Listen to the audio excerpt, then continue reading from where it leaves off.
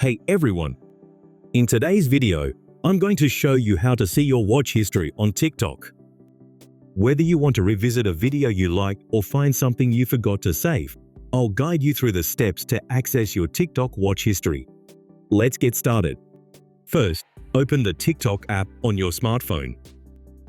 Once you're on the home screen, tap on your profile icon in the bottom right corner.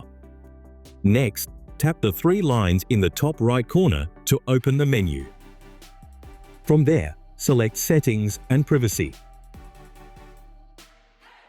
In the Settings and Privacy menu, scroll down to the Activity Center section. Now here tap on Watch History.